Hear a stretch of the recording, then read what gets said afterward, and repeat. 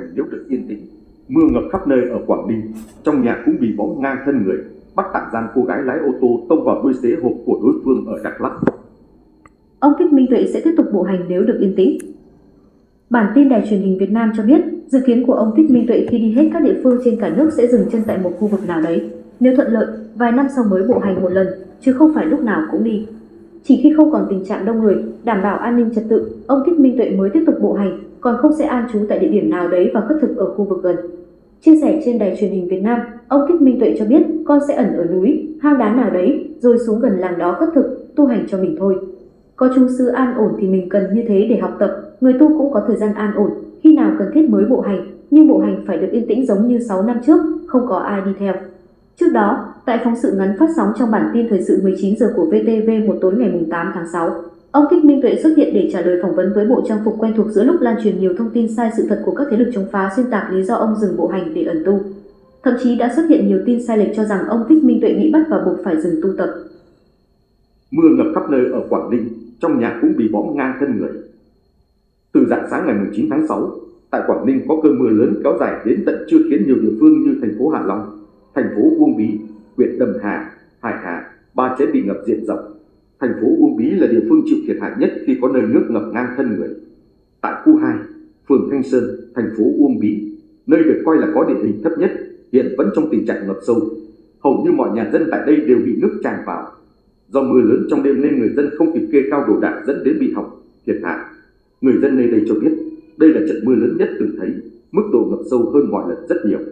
Ông Phạm Văn Sự, Chủ tịch Ủy ban Nhân dân phường Thanh Sơn cho biết, theo thống kê nhanh, hiện có khoảng vài trăm hộ dân bị ảnh hưởng do cơn mưa kéo dài. Cũng theo ông Sự, lực lượng chức năng đã có mặt để hỗ trợ người dân tại các khu vực nguy hiểm, ngập sâu, đồng thời hỗ trợ di chuyển đồ đạc nhằm giảm thiểu thiệt hại cho người dân. Còn tại phường Quang Trung, thành phố Uông Bí, do địa hình cao hơn nên nước đã rút. Tuy nhiên, rất nhiều hộ dân bị nước tràn vào nhà, ngập sâu, đều bị hư hỏng đồ đạc. Sau khi nước rút, người dân lại tất bật thu dọn bùn đất trong nhà và ngoài đường. Nước lên khiến đồ đạc nổi lềnh phềnh, xe máy trong nhà chìm trong nước cũng đã hỏng rồi. Giờ hết ngập, mọi thứ ngổn ngang, bùn đất ngập ngụa. Ông Phạm Văn Thị, trú khu 5B, phường Quang Trung cho biết. Nữ sinh bị ép hút thuốc lá, lột quần áo, công an xác định 7 đối tượng liên quan. Chiều ngày 9 tháng 6, Công an thành phố Hà Nội cho biết đang điều tra làm rõ vụ việc nữ sinh lớp 6 ở huyện Chương Mỹ bị nhóm học sinh đánh, lột quần áo, ép hút thuốc lá. Trước đó, vào chiều ngày 6 tháng 6, xuất phát từ mâu thuẫn cá nhân, nữ sinh lớp 6, trường trung học cơ sở HVT, huyện Chương Mỹ, Hà Nội đã bị một nhóm học sinh đang học tại một số trường trung học cơ sở đánh, lột quần áo, ép hút thuốc lá. Sự việc sau đó được quay lại và đăng tải lên mạng xã hội gây bức xúc dư luận. Ngay sau khi nhận được thông tin, Giám đốc Công an thành phố Hà Nội đã chỉ đạo Công an huyện Chương Mỹ khẩn trương phối hợp các đơn vị nghiệp vụ xác minh, xử lý vụ việc theo quy định của pháp luật. Qua xác minh, Công an huyện Chương Mỹ đã làm rõ 7 trường hợp liên quan đến vụ việc và đang tiếp tục điều tra, xử lý theo quy định. Hành khách nước ngoài quên ví chứa hàng trăm nghìn ngoại tệ trên tàu Thống Nhất. Tổng công ty Đường sắt Việt Nam cho biết, đoàn tiếp viên đường sắt phương Nam vừa trả lại ví cho hành khách nước ngoài, trong đó chứa nhiều ngoại tệ và giấy tờ quan trọng. Sự việc xảy ra trên tàu Thống Nhất SE3 xuất phát từ ga Hà Nội ngày 8 tháng 6. Sau khi dừng trả khách và rời ga Huế di chuyển tiếp về Sài Gòn, lúc 9 giờ 8 phút sáng ngày 9 tháng 6, tiếp viên tòa số 8 dọn vệ sinh toa xe đã phát hiện có một ví da màu đen ở giường số 2. Qua tra cứu cho thấy, đây là giường khách nước ngoài đã xuống ở ga Huế.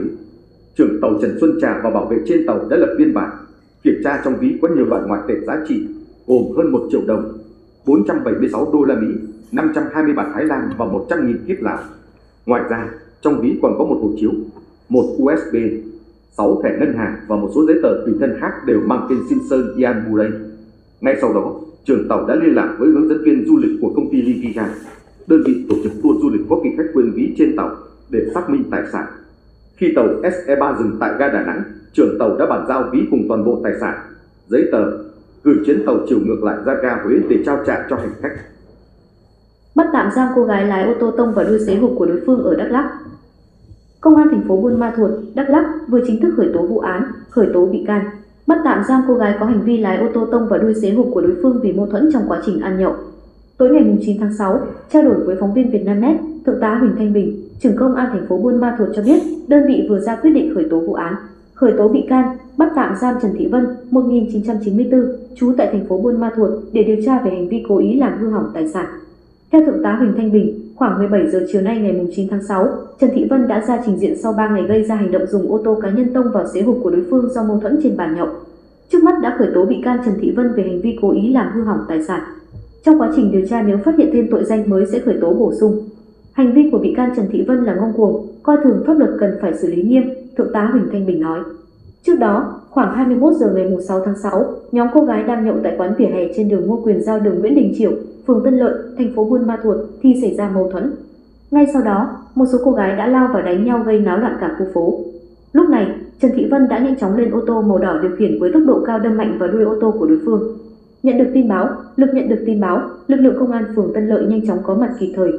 Tuy vụ việc không để lại hậu quả lớn nhưng đã gây bức xúc dư luận vì hành động bất chấp pháp luật của cô gái. Tiền Pháp, Mbappé và khát vọng chinh phục Euro 2024. Real Madrid ký hợp đồng với bom nguyên tử. Đa phần các tờ báo thể thao Tây Ban Nha viết như thế sau khi Kylian Mbappé xác nhận bến đỗ mới. Trước năm 2022, Real Madrid thực sự cần Mbappé. Florentino Perez nhiều lần thực hiện các cuộc đàm phán nhưng không thành công.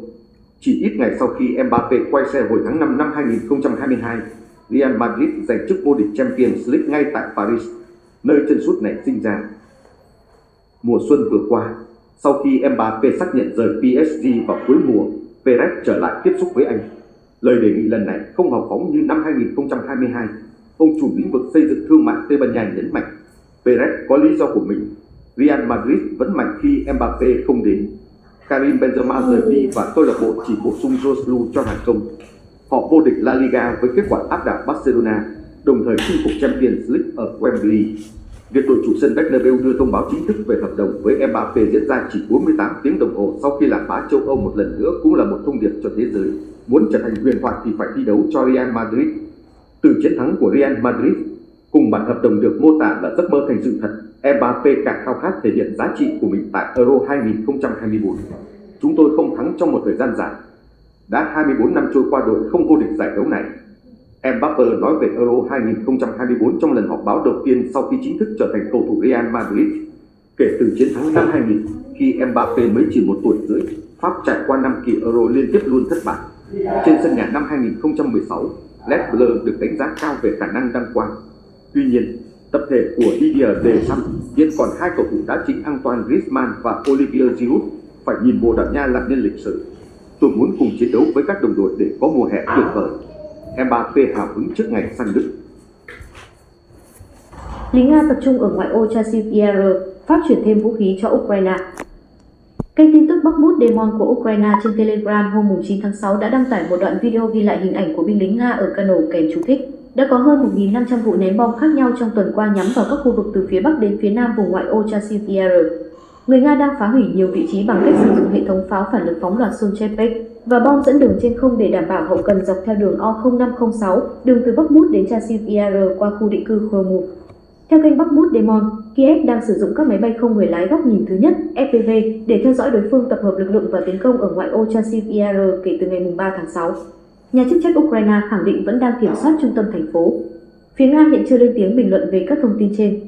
Trang Military đưa tin, Pháp đã gửi thêm các lô vũ khí, đạn dược và trang thiết bị quân sự mới cho Ukraine.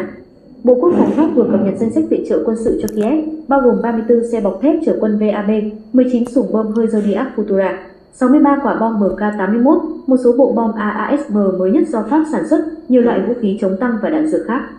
Paris cũng lần đầu tiên gửi cho Ukraine 5 xe tải Camion TRM-10.000 được thiết kế để vận chuyển hàng hóa quân sự.